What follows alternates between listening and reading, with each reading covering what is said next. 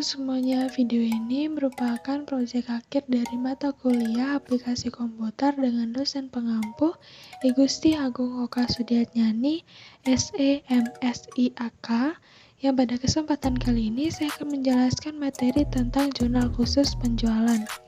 Dan sebelum lanjut ke materi, izinkan saya memperkenalkan diri terlebih dahulu. Saya Niputukania Pramita Sandewi dengan NIM 215644162 dari kelas 1F Prodi Studi D4 Akuntansi Manajerial, jurusan akuntansi. Nah, sebelum lanjut ke materi jurnal khusus penjualan, saya akan menjelaskan sedikit tentang jurnal khusus. Jurnal khusus merupakan buku jurnal yang digunakan hanya untuk mencatat satu jenis transaksi saja, dengan alasan efisiensi waktu dan tenaga. Maka jurnal dalam perusahaan dagang dapat dipilah ke dalam 4 kelompok jurnal tersebut.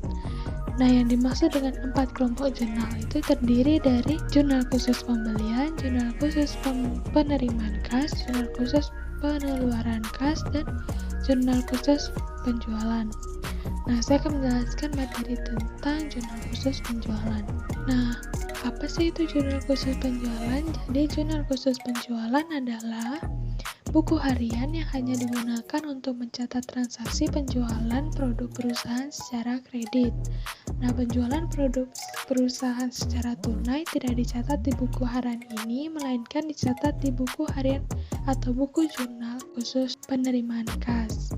Demikian pula, aktivitas penjualan aktiva perusahaan selain produk perusahaan tidak dapat ditampung di buku harian ini. Selanjutnya ada tabel jurnal khusus penjualan yang terdiri dari tanggal, keterangan, syarat pembayaran, ref. Di kolom debit itu ada piutang dagang dan di kolom kredit itu ada penjualan. Nah, kenapa sih di kolom debit itu ada piutang dagang? Karena pada prinsipnya yang namanya jurnal penjualan itu merupakan transaksi kredit yang dimana uang atau kas tersebut belum diterima perusahaan, dalam artian konsumen masih dalam bentuk piutang, yang mana piutang bertambah itu berada di sisi debit, sedangkan di sisi kredit diisi dengan penjualan, di mana jika ada transaksi yang menambah penjualan atau menambah akun penjualan itu berada di sisi kredit. Nah, selanjutnya saya akan memberikan contoh transaksi jurnal khusus penjualan. Selama bulan Desember 2013, PT Sukajaya melakukan penjualan secara kredit yaitu sebagai berikut, di mana pada tanggal 1 Desember melakukan penjualan kepada Tuan EG sebesar 500 perak dengan termin 2/10 N/30.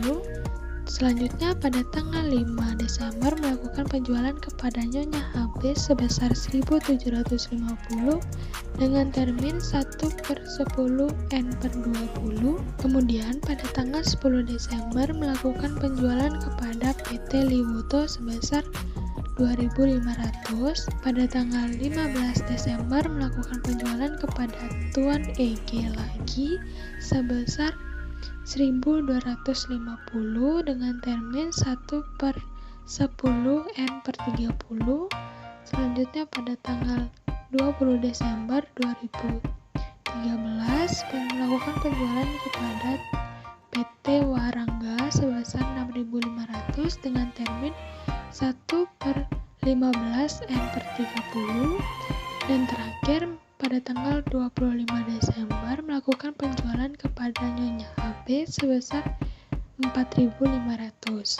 Selanjutnya kita melakukan analisis dari soal-soal tersebut, di mana pada tanggal 1 Desember melakukan penjualan kepada Tuan EG sebesar 500 perak dengan termin 2/10 N/30, di mana pada kolom tanggal diisi dengan tanggal transaksi yaitu Desember tanggal 1, dan di kolom keterangan itu diisi dengan Tuan EG atau boleh juga penjualan Tuan EG.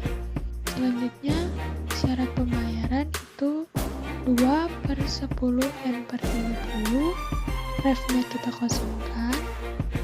Di kolom debit itu kita isi dengan 500 perak, di kredit juga diisi dengan 500 perak.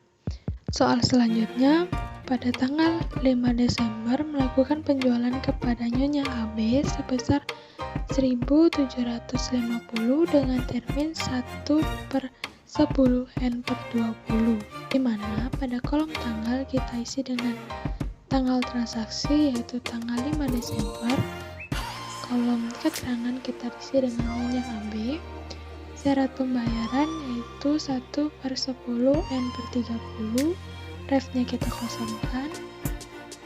Pada kolom debit kita isi dengan 1.750 dan di kredit juga 1.750. Soal yang ketiga yaitu pada tanggal 10 Desember melakukan penjualan kepada PT Liwito sebesar 2.500, di mana kolom tanggal kita isi dengan tanggal transaksi yaitu 10 Desember, kolom keterangan diisi dengan PT Liwito, syarat pembayaran kita kosongkan karena tidak ada keterangannya. Kemudian di kolom debit kita isi dengan 2.500, di kredit juga 2.500.